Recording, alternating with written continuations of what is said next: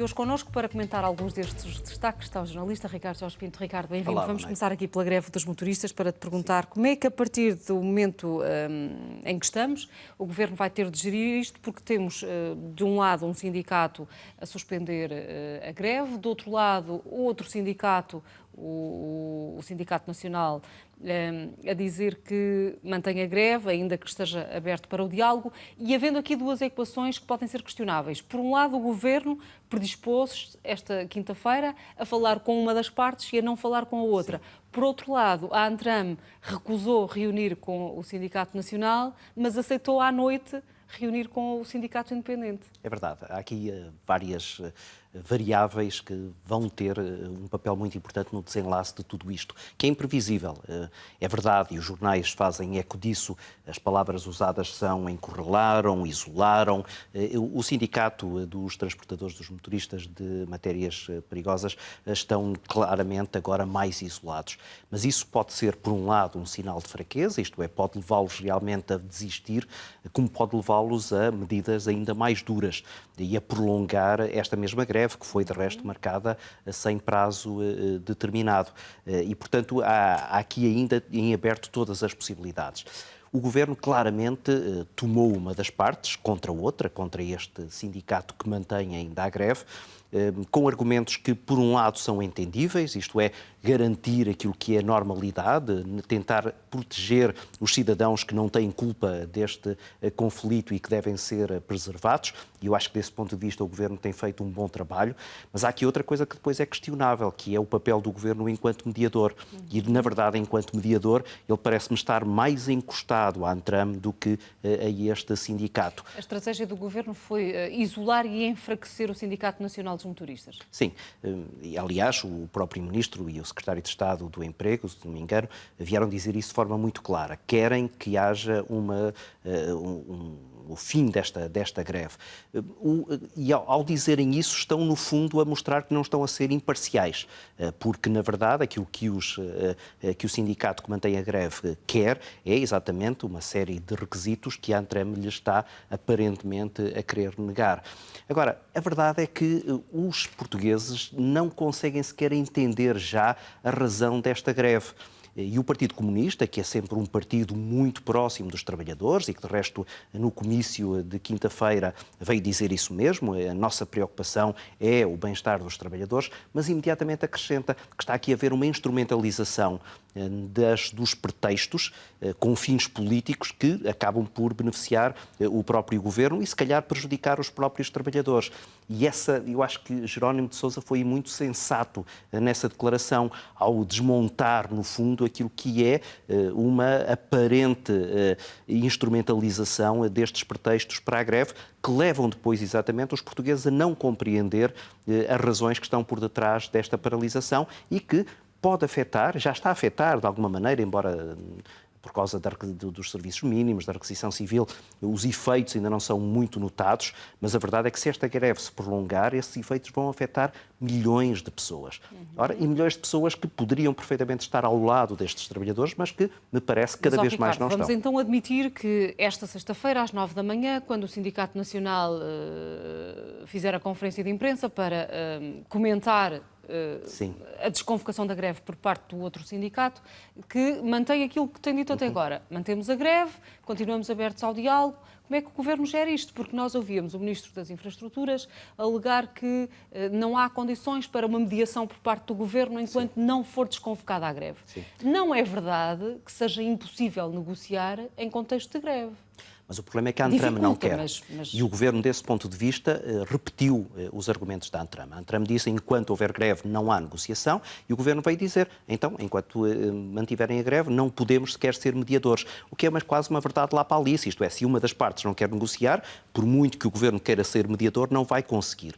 Agora, a maneira como disse... Mas é que o sindicato que mantém a greve diz que sim, que está disposto para dialogar. É preciso que haja as duas partes, não é preciso dois para dançar o tango, não é? Ou seja, não vale a pena o Governo ser mediador junto apenas do sindicato que está disposto a negociar, quando a Antram diz que está disposta a negociar, quando o sindicato desmarcar a greve. E, portanto, eu acho que aqui aquilo que me pareceu arriscado do ponto de vista do Governo foi repetir exatamente o mesmo argumento da Antram. Porque o Governo poderia ter feito, quanto a mim de forma mais sensata, era dizer assim, nós estamos dispostos ao diálogo, o problema é que há uma das partes que não quer dialogar enquanto a greve se mantiver. E, portanto, nós estamos aqui, nós não estamos a dar razão nem a uma parte, nem a dar razão a outra. Quando ambas as partes quiserem discutir, então contem connosco enquanto mediadores.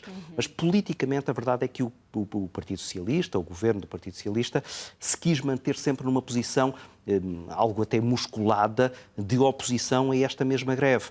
O que, como eu dizia há pouco, se entende à luz daquilo que é a proteção dos direitos dos cidadãos que não têm nada a ver com este conflito e que não podem ser prejudicados por ele. Até porque, como eu há pouco dizia, se esta greve se prolongar, os efeitos na economia podem ser muito pesados. Nós agora, para já, não se sente ainda, por exemplo, nos supermercados, o abastecimento, porque tem havido gasóleo e gasolina suficiente. Mas esta situação pode não se manter durante muito mais tempo.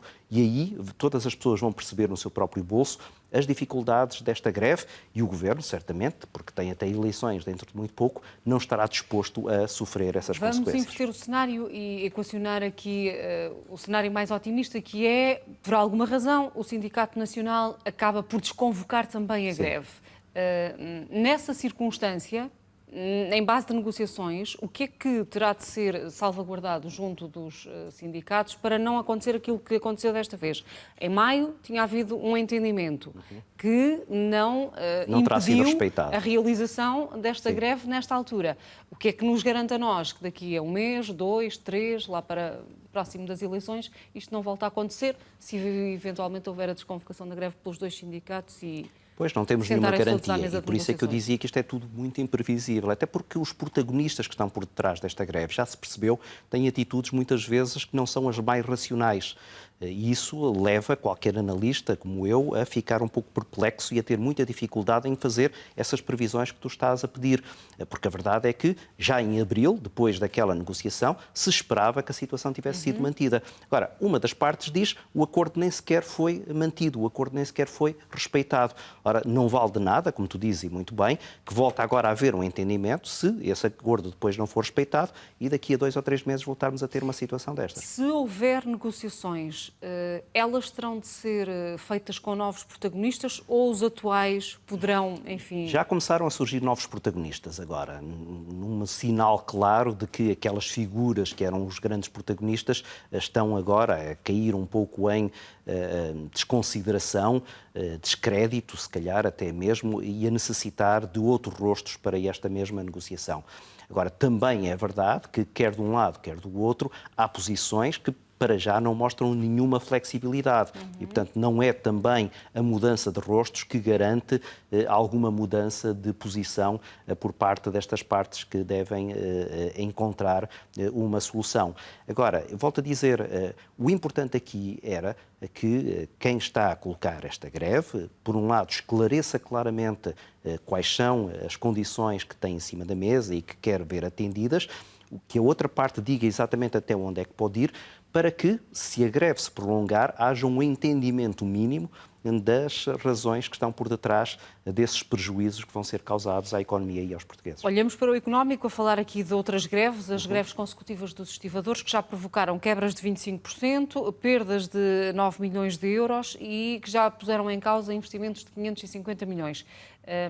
Quando é que estes profissionais poderão, lá está, voltar a paralisar? Pois, a qualquer momento, assim, se não houver entendimentos, estas situações podem prolongar-se, podem repetir-se e ser muito danosas. E se estamos a falar aqui de 550 milhões relativamente a uma situação que era, apesar de tudo, mais ou menos demarcada, imaginam quais serão as consequências para a economia portuguesa se esta greve de distribuição de combustíveis se mantiver durante muito tempo, durante mais uma semana, mais um mês, mais 2 meses. Porque esta questão da requisição civil, já se percebeu, tem muitas limitações. Colocar trabalhadores a terem que exercer os seus serviços, mas pô-los apenas a exercer durante 8 horas, quando eles, na verdade, faziam turnos muito mais prolongados, significa que, daqui a algum tempo, as bombas de gasolina começam a secar, porque funcionários que estavam a trabalhar 12, 14, 15 horas, começam agora a trabalhar apenas 8, que é aquilo que a requisição civil pode obrigar, não vai ser uma resposta suficiente às necessidades do país. E, portanto, esta notícia que nós temos aqui no Jornal Económico, do prejuízo dos estivadores, vai ser agora multiplicado por várias vezes se esta greve de distribuição dos combustíveis se mantiver. E ainda sobre a greve dos combustíveis, Rui Rio está aqui também no Económico, estará ele a fazer greve ao combate político em plena crise energética, como acusam alguns dirigentes social-democratas? Pois, o PSD tem um problema, desde logo, que é um problema de falta de consenso à volta do líder. E, portanto, qualquer pequena faísca pode fazer incendiar um barril de combustível que, por cima, nesta altura, é escasso. E a verdade é que, dentro do PSD, parece haver várias vozes que acham que Rui Rio deveria estar agora mais visível, deveria estar agora a ter uma posição mais clara relativamente a esta matéria. Porque a verdade é que nós vimos já posições ambíguas do PSD e, às vezes, até desencontradas acerca desta situação. O PSD, que ele próprio está também um pouco embaraçado. Eu acho que o PSD gostaria de poder concordar com António Costa e certamente não houvesse os constrangimentos eleitorais, o PSD estaria neste momento a dizer que António Costa está a tomar a posição correta. A verdade é que o PSD não pode fazer isso a 2 meses das eleições ou 1 mês e pouco das eleições e, portanto, tem que mostrar alguma contrariedade. Mas a maneira como mostra a contrariedade também não é muito clara. Não se percebe exatamente em que é que o PSD não está de acordo com o governo na posição que tomou. E isso começa a deixar também Rui Rio um pouco embaraçado dentro da sua própria casa, isto é, junto de dirigentes, militantes, que já vieram dizer que o Rui Rio não está a fazer aquilo que devia enquanto líder. Alguns deles já até demarcando-se da direção, afastando-se da direção e até afastando-se do próprio partido. E este é um problema com o qual Rui Rio sabe que tem que lidar. Ricardo, e se por via dos resultados das legislativas ele for obrigado a deixar a liderança do PSD, quem é que tem força, carisma, quem é que tem apoios para reunir o partido e para efetivamente protagonizar uma alternativa sólida, credível, que faça a diferença em relação a este Rui Rio, a este PSD de Rui Rio? Pois, mas o primeiro problema que tu começaste logo por colocar é se Rui Rio sair, porque não há nenhuma garantia de que ele saia. Ele já foi interrogado várias vezes sobre isso. Sairá se o PSD perder? Ele percebe, olhando para as sondagens, olhando para a conjuntura, que é muito difícil o PSD ganhar as próximas eleições. Mas a verdade é que nunca disse o que é que faria depois dessa derrota. E, quanto a mim, há ali uma variável importante que leva Rui Rio a ter essa cautela, que é a dimensão da derrota. Porque uma coisa é perder com 27% ou 28%, outra coisa é perder com 20% ou 21%. E uma derrota mais dura, certamente, que lhe vai causar muita dificuldade em se manter no seu lugar. Agora, já percebemos que há vários nomes que, ao longo destes últimos meses, se têm afirmado como alternativas. Qual é que será aquele que estará melhor posicionado?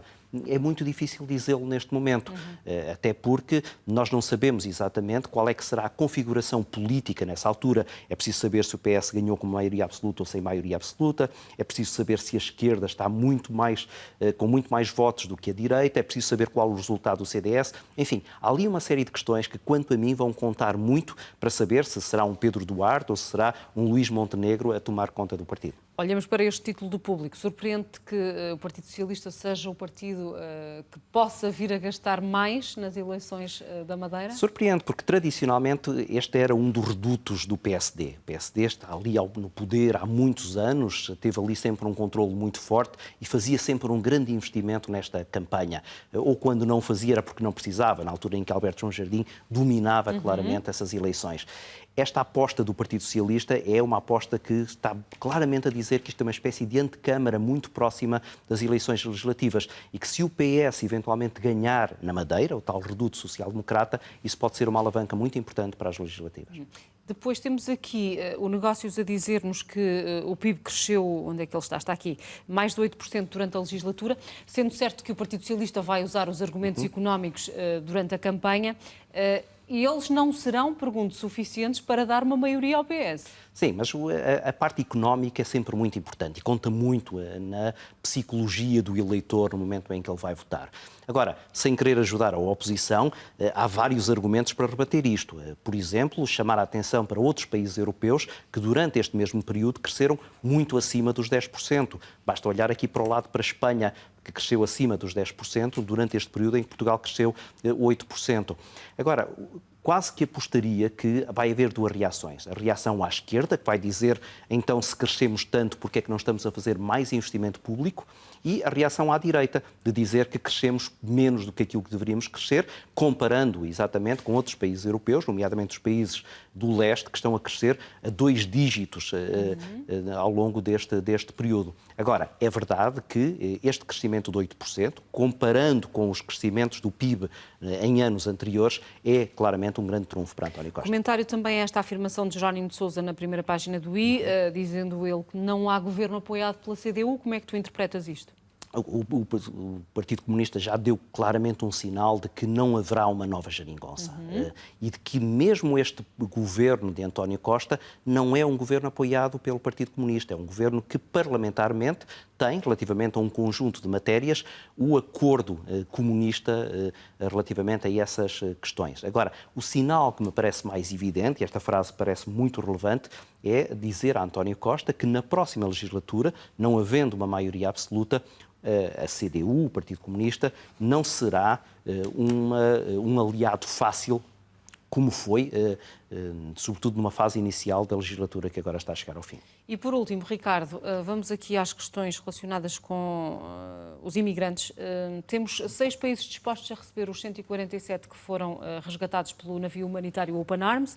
A Europa continua, enfim, a não ter uma solução muito estruturada, muito sólida para estas questões da imigração, e até temos agora um vice-primeiro-ministro italiano, Matteo Salvini, a assumir esta obsessão por bloquear a entrada de imigrantes, e ele, Salvini, a ser também uma ameaça à estabilidade da zona euro. É verdade, mas a verdade é que estas declarações de Salvini são uma das explicações pelas quais o seu partido está neste momento à frente em todas as sondagens. E havendo eleições, e é muito provável que volte a haver eleições em Itália num curto prazo, este partido de Salvini poderá muito facilmente ganhar, ser poder e alterar completamente aquele que é o posicionamento que o governo italiano neste momento tem. O governo italiano está claramente dividida entre os 5 estrelas e a extrema-direita, mas aquilo que me parece que está a ganhar mais força é exatamente esta posição de tentar criar muros à volta das fronteiras mediterrânicas para a entrada destes migrantes. E por isso é que é muito fácil para mim, enquanto jornalista, a quem agrada a salvaguarda dos direitos humanos, aplaudir esses gestos de receber migrantes. Mas a verdade é que qualquer político que queira ganhar eleições na Europa neste momento, e quem diz na Europa diz também nos Estados Unidos, veja-se como Donald Trump, tem que barrar esta entrada, porque a verdade é que as pessoas cada vez mais têm muito receio daquilo que são os efeitos da migração. E o que está a acontecer na Itália, e estes resultados dessas sondagens, mostram exatamente que essas palavras de Salvini são palavras que caem muito fundo naquilo que é a consciência italiana relativamente a esta questão. Ricardo, vamos agora às tuas sugestões de leitura na imprensa estrangeira, nas edições eletrónicas dos jornais. Começamos aqui pelo britânico The Guardian, a fazer eco de movimentações de alguns deputados conservadores que procuram aliar-se a Jeremy Corbyn para tentar travar Boris Johnson e conseguir evitar uma saída do Reino Unido da União Europeia sem acordo. De resto, Corbyn instou os partidos a apoiarem uma moção de censura ao Primeiro-Ministro e a convocação de eleições antecipadas para evitar um Brexit sem acordo. Que acolhimento é que este repto pode vir a ter, Ricardo? Pois, vamos agora ver, porque há aqui 3 partidos que estão neste momento em jogo relativamente a esta questão, o Partido Conservador, o Partido Trabalhista e os liberais, os democratas liberais, e os democratas liberais são neste momento aqueles que estão a colocar aqui tudo em uma grande incógnita, porque aparentemente não estão de acordo com esta posição que alguns conservadores têm de tentar salvaguardar aquela que foi sempre uma decisão do Parlamento Britânico de evitar que houvesse uma saída sem acordo, que é, no fundo, o plano que Boris Johnson tem neste momento, embora não se perceba exatamente o que é que ele quer, mas o plano que me parece mais fácil para ele é exatamente uma saída sem acordo. O que é que o Partido Trabalhista, ou uma parte do Partido Trabalhista, está a querer fazer? Está a querer apelar a Corbyn para que ele seja, de alguma maneira, uma espécie de primeiro-ministro provisório que evite essa saída sem acordo.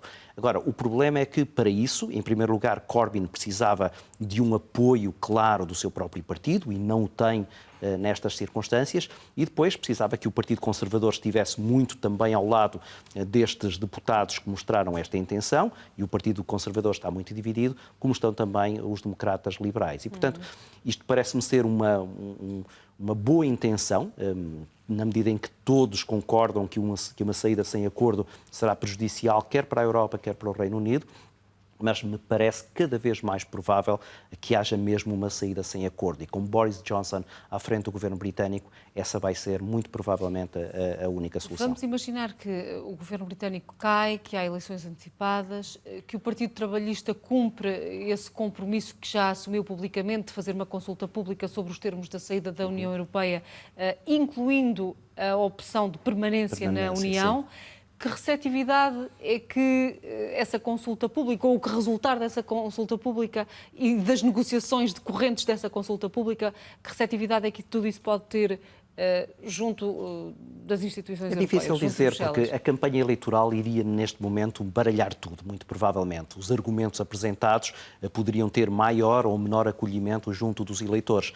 Veja-se, por exemplo, a questão da própria possibilidade de permanência do Reino Unido na União Europeia, que chegou a ter maior popularidade há meia dúzia de meses e que, neste momento, sobretudo depois de Boris Johnson ter tomado conta do governo, começou a perder peso. E, neste momento, as sondagens mais recentes indicam que, se voltasse a haver um referendo, a saída ganharia por um número ainda mais significativo do que aconteceu nesse último referendo. Portanto, há aqui muita variável que teria que ser tida em conta para percebermos exatamente o que é que poderia acontecer. Agora, o que também me parece é que a maioria dos britânicos gostariam que houvesse uma saída com acordo. Vamos, por último, aqui à edição online do jornal francês Le Figaro, a noticiar que as universidades de França estão a ficar para trás no ranking de Xangai, que posiciona as melhores universidades do mundo.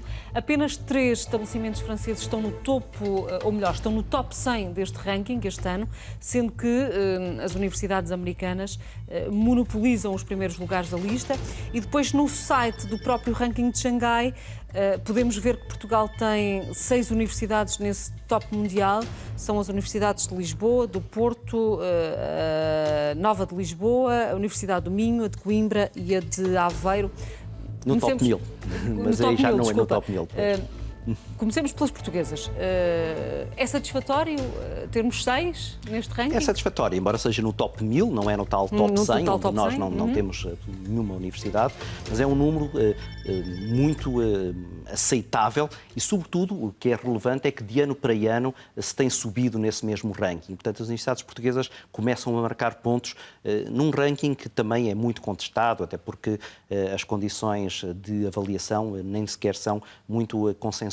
Mas a verdade é que é um ranking mais conceituado e a posição portuguesa aí tem ganhado algum peso. Eu chamei a atenção para essa notícia do Figaro, porque a França claramente sempre teve muito prestígio ao nível do ensino superior. A Universidade de Sorbonne era sempre um símbolo maior, a Escola Normal Superior também, um estabelecimento que lançou muitos intelectuais para o mercado europeu, e a verdade é que a França neste momento está quase a desaparecer desse top. Mas o que estará a provocar esse desprestígio das instituições de ensino francesas? Em primeiro lugar, o problema da língua. A verdade é que a França se isolou bastante.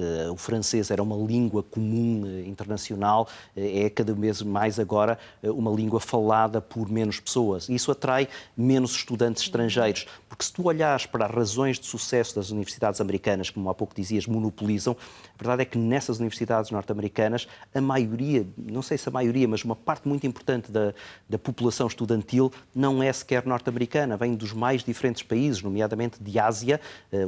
Os melhores estudantes asiáticos vão estudar para essas universidades e isso enriquece muito o próprio estabelecimento de ensino e depois também a posição que ele tem nesses mesmos rankings. A França tem uma enorme dificuldade em o fazer, mas há outra explicação que o Figaro lá apresenta, é que este ranking de Xangai não está a ter em conta aquilo que é, por exemplo, um esforço muito grande que as universidades francesas estão a fazer para se associarem a outras universidades e criarem redes de estabelecimentos de ensino. E, portanto, as universidades já não valem por si mesmas, valem também pelas conexões que fazem com outros estabelecimentos de ensino. E o ranking de Xangai não tem isso em conta e isso acaba por prejudicar esses estabelecimentos. Mas será apenas essa pouca ou fraca aposta no networking por parte das instituições de ensino que não permite às francesas e, neste caso, às portuguesas também atingirem os níveis de uma Harvard, de uma Stanford, de uma Cambridge, de um MIT? Será só por isso? Eu acho que sim, o multiculturalismo é muito importante numa universidade, não é? Por acaso chama-se universidade, universo. As universidades têm que ser um espaço de encontro de culturas. Ora, quando as universidades não são procuradas por alunos de outras culturas, elas ficam sempre mais pobres. Isso explica porque é que Portugal, na verdade, tem começado a subir cada vez mais neste ranking. Porque, apesar de tudo, as universidades portuguesas começam a ser mais procuradas por alunos estrangeiros. E temos inúmeros exemplos, quer nas universidades públicas, quer nas privadas, em Portugal, de crescimento muito substancial de alunos estrangeiros. A França não o tem conseguido fazer e é essa falta de multiculturalismo que está na base do insucesso desses estabelecimentos de ensino. Ricardo, obrigada por ter estado connosco. Bom fim de semana. Estamos conversados por agora. Tenha uma excelente sexta-feira. Até mais logo.